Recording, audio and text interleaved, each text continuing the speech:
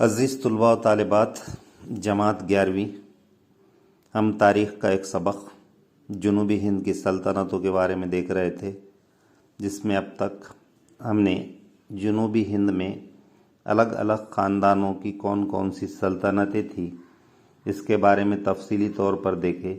کل ہم نے گونڈ سلطنت اور یادو سلطنت جو دولت آباد یا دیوگیری میں تھی اس کے بارے میں تفصیلی طور پر دیکھے۔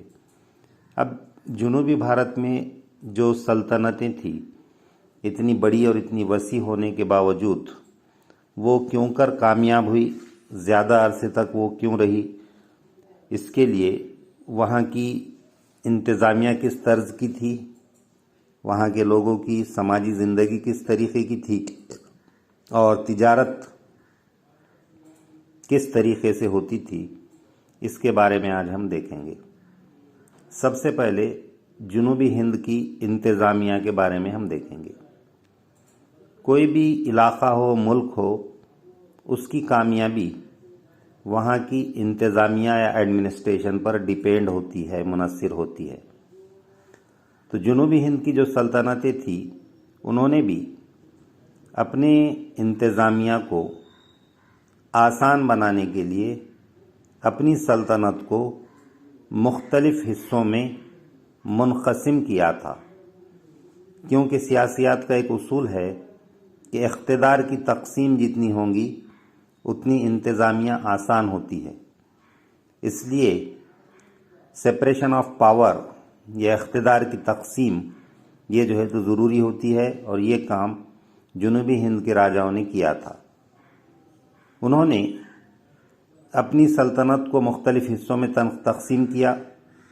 ان حصوں کو یعنی ریاستوں کو منڈلم کہتے تھے، اور وہاں پر مختلف انتظامی آفیسرز کے ذریعے وہ کام لیا کرتے تھے۔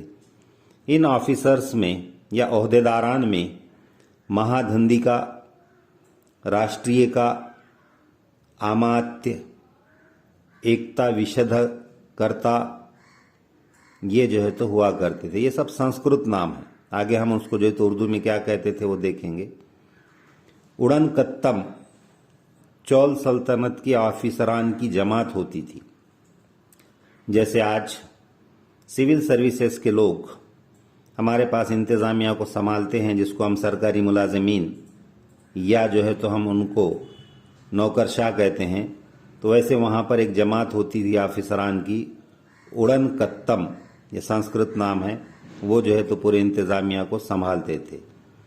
اب اس میں ایک تو بادشاہ کے شاہی خاندان کے افراد ہوتے تھے، مختلف عہدیدار ہوتے تھے، جس میں ویشاپتی، دیشدپتی، راشٹریہ کا، یہ ان کے ماتحت ہوا کرتے تھے راجا کے۔ اب جنوبی ہند کی انتظامیہ بہت مؤثر اور قابل ستائش یا قابل تعریف کیوں تھی کہ ان کے ذریعے سے جو بھی احکام نامے جاری کیے جاتے تھے انہیں ریکارڈ کیا جاتا تھا، یعنی لکھ کر رکھا جاتا تھا ریکارڈ کے طور پر، کیونکہ بعد میں جو ہے تو جو احکام نامہ گیا ہے اس میں کوئی رد و بدل کرنا ہے تو یہ ریکارڈ رہا کرتا تھا، جسے دیکھ کر اس میں رد و بدل بھی کیا جا سکتا تھا۔ مستند آفیسر سے جانکاری حاصل کرنے کے بعد ہی کسی کے خلاف کارروائی کی جاتی تھی، یعنی جنوبی ہند کے اندر اگر کسی پر کوئی جرم ثابت ہو گیا تو جرم کی تحقیقات کر کے ایک آفیسر پوری جانکاری لیتا تھا، اور جرم ثابت ہونے کے بعد ہی اس کے خلاف کارروائی کی جاتی تھی، مجرم کے خلاف۔ دیہات خود کفیل ہوتے تھے، یعنی اس زمانے کے جو دیہات تھے جنوبی بھارت کے وہ سیلف ڈیپینڈنٹ یا خود کفیل تھے، یعنی ان کی ضروریات کی چیزیں جو لگتی تھی وہ پوری کی پوری دیہاتوں میں ہی تیار ہوتی تھی، ان کو شہروں پر منحصر نہیں رہنا پڑتا تھا۔ ہر دیہات میں گرام سبھا ہوتی تھی، جیسے آج گرام پنچایت ہے، تو یہ لوکل سیلف گورنمنٹ یا خود اختیاری ادارے کا ایک جز ہے پنچایت راج کا، تو ویسے اس زمانے میں بھی گرام سبھائیں ہوتی تھی جو گاؤں کی ترقی اور انتظامی امور کی ذمہ دار ہوتی تھی۔ تو گرام سبھا کا کام تھا کہ گاؤں میں لائٹ، پینے کا پانی، صفائی، یہ انتظامی امور جو ہے تو دیکھے۔ ग्राम सभा के सबसे बड़े हुक्काम को ग्राम भोजकिया, ग्राम यक्त कहा जाता था। यानी जैसे आज सरपंच होता है देहात का, तो उस जमाने में ग्राम भोजकिया, ग्राम यक्त, ये उसको जो है तो नाम था संस्कृत में, जो कि गांव के लोगों के जरिए मुंतखब किए जाते थे। यानी बाज़ाब्ता तौर पर उनका इंतखाब जमहूरी तर्ज से होता था और देहात के लोग मिलकर उनको मुंतखब करते थे। बाज़ औक़ात उन्हें राजा भी मुकर्रर किया करता था, तो कभी अवाम के जरिए मुकर्रर किया जाता था और कभी राजा के जरिए। जिले और रियासती सतह पर भी इसी तरह की कौंसिल तश्कील दी जाती थी। तो जैसे देहातों में ग्राम सभा है, तो उसी तर्ज पर एक इदारा जिला सतह पर भी होता था और रियासती सतह पर भी होता था। महसूल यानी टैक्स, और लगान के माने भी टैक्स के होते हैं, हुकूमत की आमदनी का अहम जरिया होता था। तो महसूल यानी जमीन का लगान, और दूसरा लगान यानी टैक्स, तिजारत से वगैरह आने वाला। तो ये हुकूमत की आमदनी का अहम जरिया होता था, जिसके जरिए से एक्साइज और पेशा वाराना टैक्स भी वसूल किए जाते थे। यानी ताजरों से वगैरह भी टैक्स लिया जाता था। तो इस तरीके से ये जरिए माश इंतज़ाम चलाने के लिए जुनूबी हिंद के हुक्मरानों के पास आया करता था।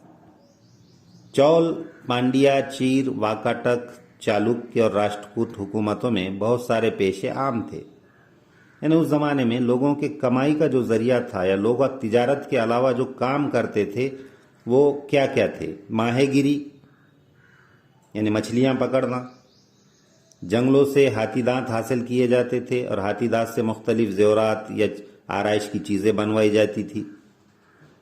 चोलामंडलम रियासतों में कॉटन के कपड़ों और रेशमी कपड़ों की भी सनतें थी। यानी हाथ से कपड़े बनाए जाते थे और ये कपड़ों की बैरून मुल्क मांग थी, उसको भेजा जाता था। हिंद रोमी सल्तनतों में अहम अशिया का लेन देन और तिजारती पेशे आम थे। यानी जब रोमियों का ताल्लुक हिंदुस्तान से आया, तो उस वक्त हिंदुस्तान से बहुत सी चीज़ें, गरम मसाले जात, कपड़े वगैरह रोम को भेजे जाते थे और वहाँ से कुछ चीज़ें यहाँ मंगवाई जाती थी। मार्को पोलो ने अपने सफ़रनामों में इन ताल्लुकात का जिक्र किया है। एक मौर्रिख गुजरा है मार्को पोलो, तो उसने अपने सफ़रनामे में लिखा है कि भारत से रोम की क्या तिजारत हुआ करती थी। तिजारत, सनअत व हुर्फत इस दौर में उरूज पर थी। पैठन यानी हमारा जो औरंगाबाद के करीब का पैठन, तेगर यानी उस्मानाबाद का ताल्लुक तैर, नासिक, ये तिजारत के मरकज़ बने हुए थे। देहातों की तैयार करदा अशिया को शहर लाकर फरोख्त करने का रिवाज था। यानी देहातों में जो घरेलू सनतें हुआ करती थी, वहाँ पे जो अशिया तैयार होती थी, उनको लाकर शहर में फरोख्त या बेचा जाता था। बाजार शहर के मरकजी इलाकों में होते थे। तो बाजार जो होते थे वो ताल्लुक़ा सतह पर शहर के सेंट्रल में होते थे। ताजरों की तंजीम, गिल्डस या श्रेणी, तिजारत और समाजी निज़ाम में अहम मुकाम रखती थी। जैसे कपड़े वालों की तंजीम, ताजरों की तंजीम, अलग अलग जो है तो फील्ड के या शोबे के लोगों की तंजीमें उस वक्त हुआ करती थी, और वो तंजीमें अपने शोबे को फ़रोग़ देने के लिए कोशा होती थी। तो इस तरह से जुनूबी भारत में समाजी ज़िंदगी, इंतज़ामिया और तिजारत का जो है तो निज़ाम था। अब हम ये कहेंगे कि इतनी सारी मालूमात हमको होती कैसे है?